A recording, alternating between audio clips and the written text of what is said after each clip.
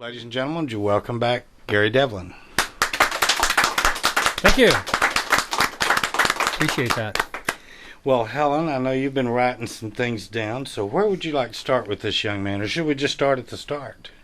Well, usually the beginning is a good place to start. Okay, well, let's start at the beginning. So I'll ask you about Gary, the little boy, and growing up, and where exactly were you born and raised? Okay. And we'll start there. All right. Well, I was born and raised in El Paso, Texas. Still in Texas. Lived in Texas my whole life, so I'm a native-born Texan. Proud and happy to say.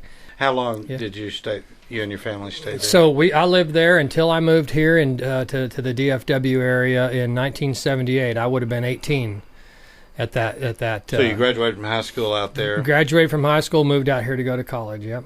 Where'd you go to school? I went to DeVry Institute. Okay, So cool. yep, I just I was into the whole music thing and electronics. So I thought, well, I need to learn more about electronics if I want to do this whole music thing. So that was, and I never used any of it. After I got out of DeVry, I went to work at TI. So but you were trying to learn the technical end of Exactly, it? I did. Yeah. Because I'm not sure I had a lot of faith in my guitar playing back then. Your guitar playing, by the way, You is are a excellent. great Nice guitar player. Well, thank you. Most of that improvement came after I moved out here. It's supposed to happen that way. That's right. I'm still working on it. You It's bet. the refinement process. Yeah, So, that's right. Gary, you were a guitar player first. Mm-hmm. When did you start writing music or writing your songs? That's a great question. I know this to be true in me, that I started from the very beginning, that I started learning guitar. I took lessons when I was about, probably started when I was about 11 years old. And playing guitar. Guitar lessons. Okay. Yeah, I started taking guitar lessons about 11, maybe 12. I'm sure it was before I was 12, but I took lessons for about a year, maybe 2 years, thereabouts. I learned right out of the Johnny Cash book. I should have had the wherewithal to say, dude, can we do Beatles? But he gave me the Johnny Cash book, and we did that. But I always found myself, when I was playing by myself and practicing, I was always doing my own thing. As a kid, I was experimenting with chords, I was experimenting with progressions, and then later on, as I grew a little older, as a teenager, playing in cover bands and trying to do the teenage garage band and having the cops called on you and all that kind of thing, which we had that happen a few times.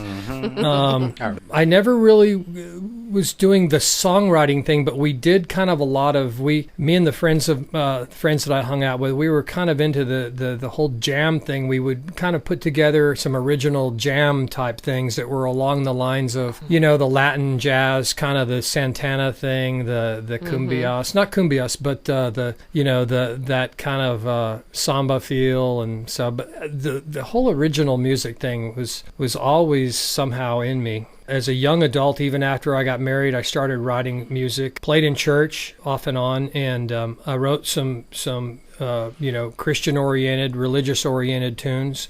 And that was my first dabble in delving into songwriting.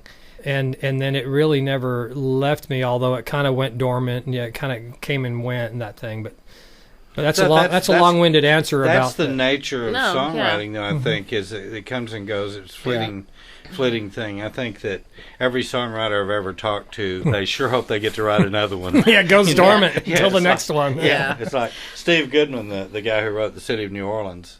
He wrote, "I never wrote a song. I just waited on the next verse." Well, that's a great way to put it. Yeah, you're also a member of a wonderful organization, the Fort Worth Songwriters. Yep. And we know a lot of people from there, Yes, we and do. we kind of basically met you through the Fort Worth Songwriters That's via correct. Mr. Nitschke. Yes, indeed. Yep. Yes. That is Alan Hurt's best friend, Mr. Jim Nitschke. That's right. You name dropper, you. Well, back boy to the can Fort Worth talk. Songwriters. Oh, yes, Do you back feel to- like No. that has really pushed you and yeah. helped you develop your songwriting? Yeah, no doubt about it. I kind of I remember talking about the fact that after the last band that I was in, I played lead guitar in a couple bands here in the earlier 2000s, 2007, 2008, 9 range. And after that, playing cover tunes and all that, it's fun, it's great, you learn, but I thought, you know, where I'm going, I don't want to just be in a band. I'm really want to, if I'm going to do this, because there's no way I could quit playing guitar. And, you know, I made there was a deliberate conscious decision somewhere around the 2010-9 timeframe that I said, you know what, I'm just going to focus on songwriting. I'm going to do original music and, you know, whatever. You know, and I love to do covers. I'll do them, you know, in the right environment, play a little gig here and there. The covers are great. I love to play covers. You know, thank God for the Beatles, because that's where I get a lot of stuff. But yeah, I made that conscious decision around that time frame, and then by around the time of let's say about the end of, I started working on some of the songs you heard tonight, or that you will hear, depending on what the how you mix the tape. That you have heard. Some of those songs started back in that time frame, 2009, 10, even before that, and some of them are more quite recent that are on the CD. But I started thinking, you know, I need to get serious. I know there's got to be such thing as Songwriters Association. I'd stumbled across Fort Worth Songwriters before, and I went and looked them up, and sure enough, and I told my wife, I said, well, tonight, honey, I'm going to Fort Worth Songwriters. What's that? You know, well, I'm going to go to Fort Worth Songwriters, and I said, don't worry, it's just a bunch of fat old men. You don't have to worry about anything. You know, I'm one of them. Quit talking about Jim Nitschke. Yeah. Because every Monday night, man, it was like religion for me. I'm serious. I couldn't get enough of it. I really, long story short, they really did. The folks there, and even, you know, all the songwriters associations, and I've been to a number of different songwriter groups here in the DFW area. You know, it's invaluable. Number one, the friendships. Mm-hmm. Speaking of Jim Nitschke, you know, he's the guy that dragged me here one night, you know, first time. So God bless you, Jim. God bless you, Jim. But, I'm a songsmith. Yeah.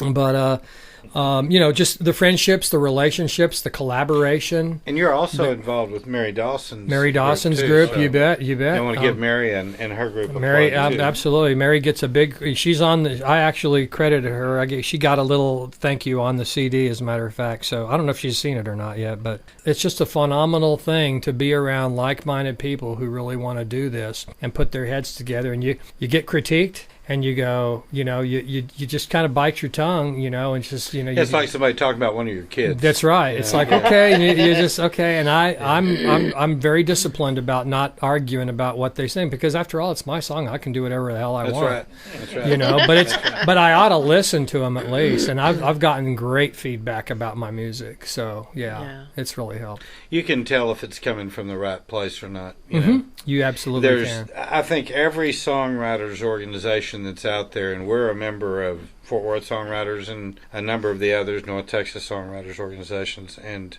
there are just things that are in common that kind of go along with those critiques. Yeah. And you have to watch out if you're one of the people critiquing, that you're able to teach without destroying somebody's spirit. That's right. You know. That's right. And desire to write. That's right.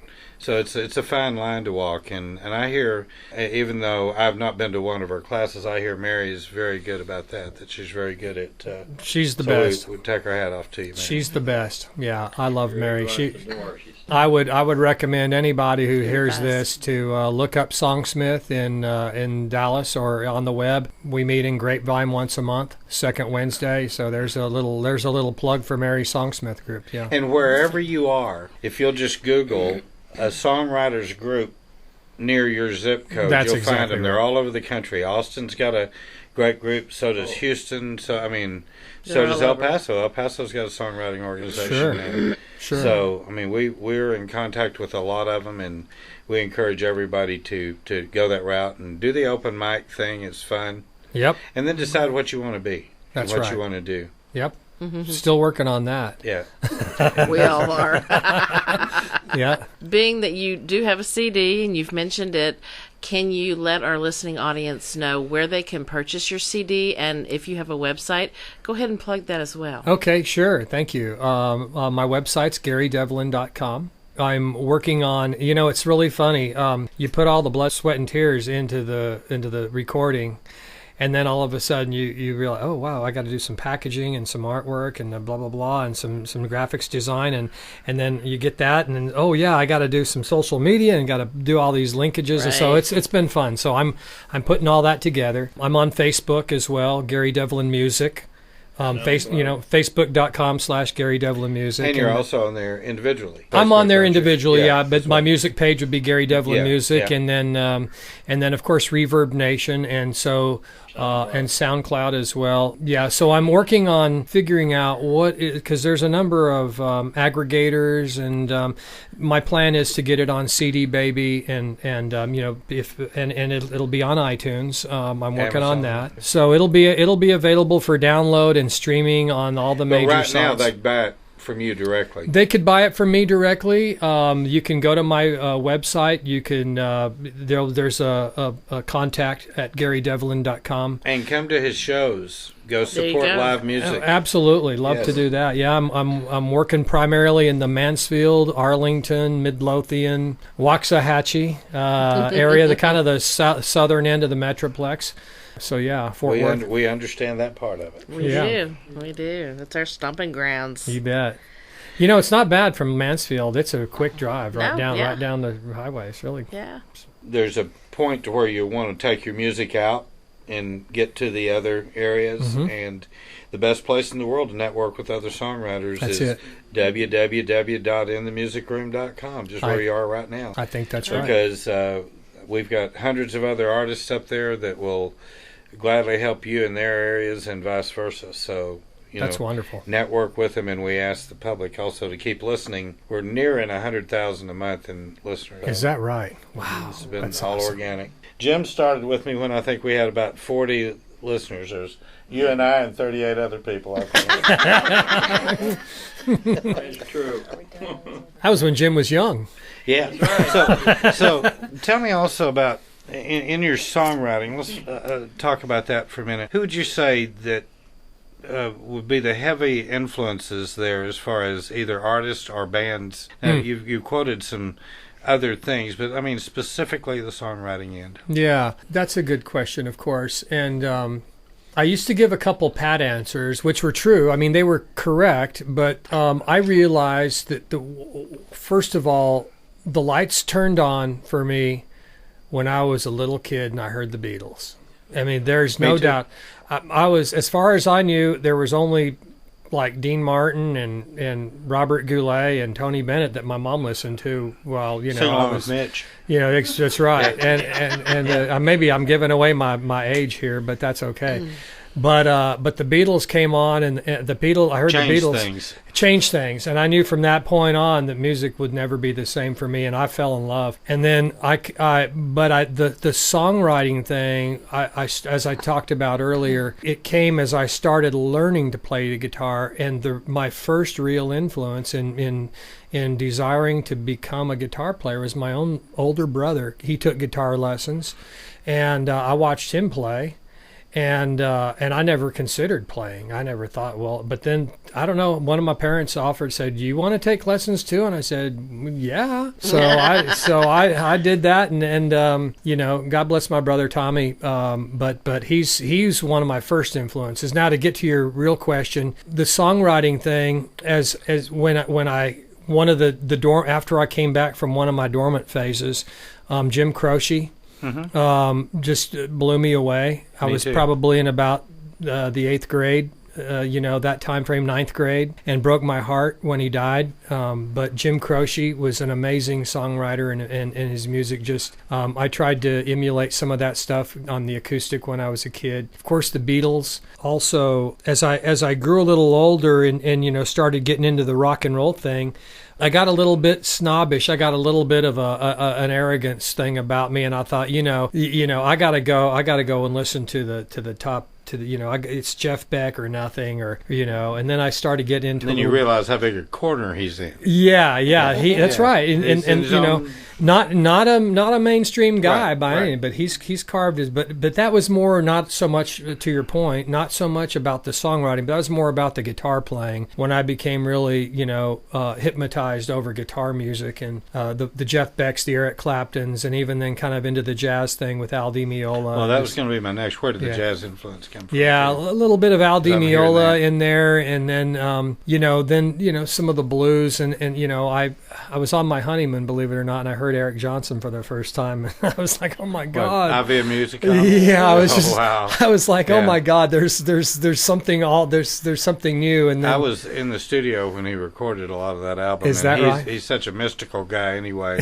But that whole music scene that he's involved in, it's completely, again, off in a corner, but it's wonderful if you get into it. Yeah, but and of course it'd be a nutty thing for me to say that I play like that. But I mean, he has influenced me. There is no doubt that he's a master of effects too. He is. But as far as songwriting, I will say this, that also there's the no influence phase of my life where I almost didn't listen to anybody during the 80s and half of the 90s, because I was raising a family, and my wife and I were, we were going to church, and, people say, you heard of this or that or the other thing, and I don't know, who's that, and so a lot of that time I was developing my own kind of groove and my own kind of style. And so I do have influences, there's no doubt, and it's kind of the Beatles thing. There's a progressive element to what I do. I like to change it up and do a little bit of chord work and whatnot. But I feel like there is. I'd like to think that there's an originality to what I do, as well.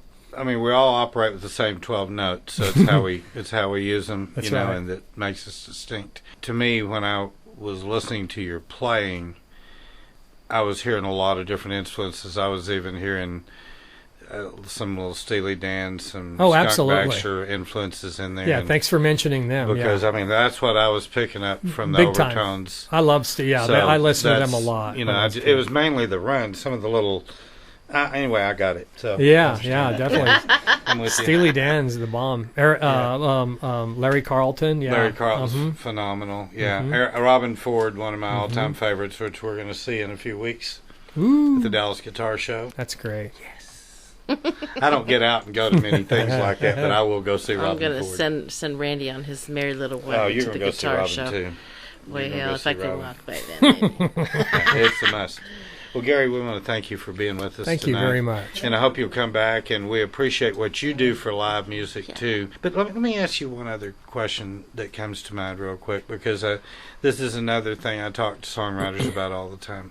Very few of the quote-unquote singer-songwriters, the James Taylors, the Jim Croce's, if you will, or those elite ones from way back. Today, it seems to me that where I'm seeing the great songwriters is in this room, and people who come in and out of here, I mean, from all over the world. There's so many great songwriters out there. The way things have been done in the past, where everybody went to Nashville and you tried to shop your songs and you did this, that, and the other. That's not the way things are going to be done in the future. It's just not. None of us know exactly how they're going to be done, but it is not going to be done the way it's been done. So let me ask you directly. Are you prepared to stay with it? Meaning, are you willing to take your music out there in a digital age, knowing that you can't, anybody can get a copy of anything that quick? Yeah. Are you ready to go take your music to the people and sell it by doing live shows? Oh, yeah. Performing and doing that for the rest of your life? I am. Because that's what it's going to take for you to be successful. I'm talking about for you to be successful between your ears. Yeah. You got to feel like you can constantly go fight that battle and win it. Sure. I know every time Helen and I go out and we play we feel like we got something to prove every time that we play. Sure. And, We know who our competition is competition as far is as everybody that steps competition on for the stage. jobs.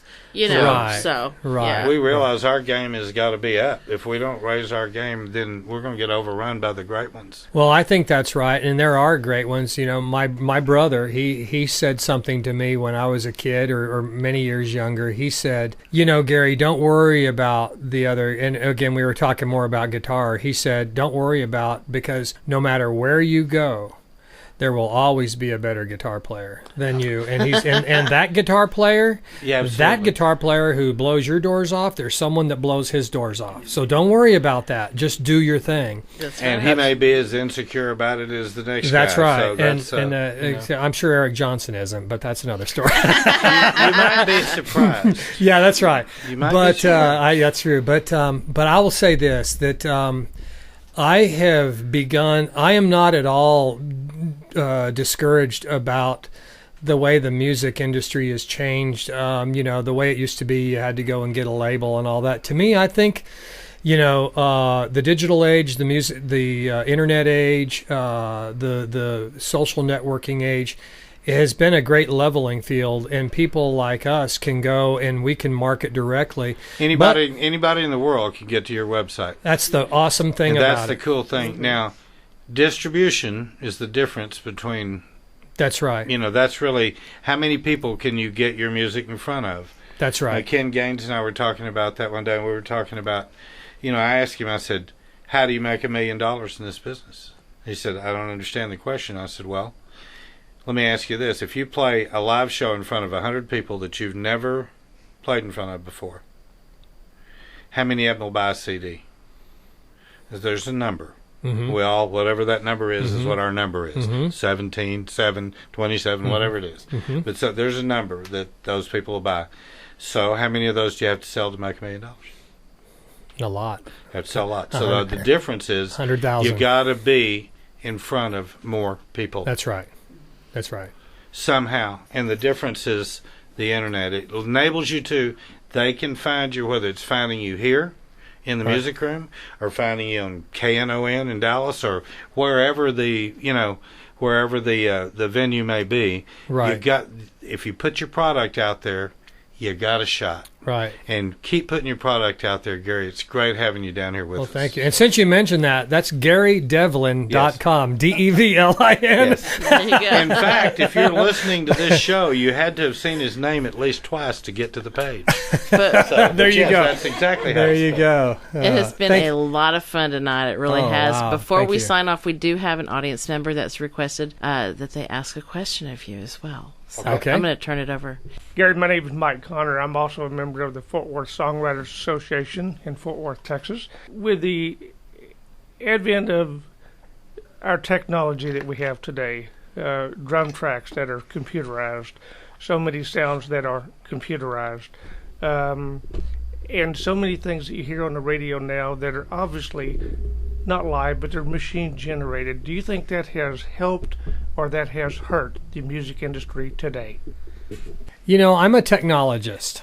I've been in technology. I've been in computer technology my whole career. And I've been around music technology that creates music, whether it's, synthesizers or drum machines or whatever. So overall, technology is going to it do what it do, right? So, I think overall, the same technology that it's automated music in that way, like drum machines and so forth, also gives you a recording console that you can take and put in your own bedroom and record your own music. And so it's a double-edged sword. Some of that music can certainly sound canned and artificial, but people are experimenting with it. But overall, I'd say the advent of digital technology and all of that overall has helped all of us. The rising tide lifts all ships or something like that. So, no, I think overall it's and people like me can take advantage of it and bring our brand and our style of music to the table using that same kind of technology, whether it's keyboard, synthesizer, digital automation, recording. So, yeah, that's a good question, but I think it's a good thing for sure. All right. Thank you, Mike, for your question. That being said, Gary, it has been awesome. Can't wait to have you back and keep up with what you're doing and keep on writing and singing and doing your thing. I also want to thank our engineer, Reno Treadway, who was doing that for us earlier this evening. I'm being Reno for Yeah, Randy's being Reno right now. Gene and Barbara Moore for the wonderful pictures that you take to chronicle these events. To our in-studio audience, thanks for taking your time to come down tonight and listen to our show. Yes. And Randy, thank you for all you do. Without you, it wouldn't be possible. And to our listeners out there, keep tuning in. You're in the music room.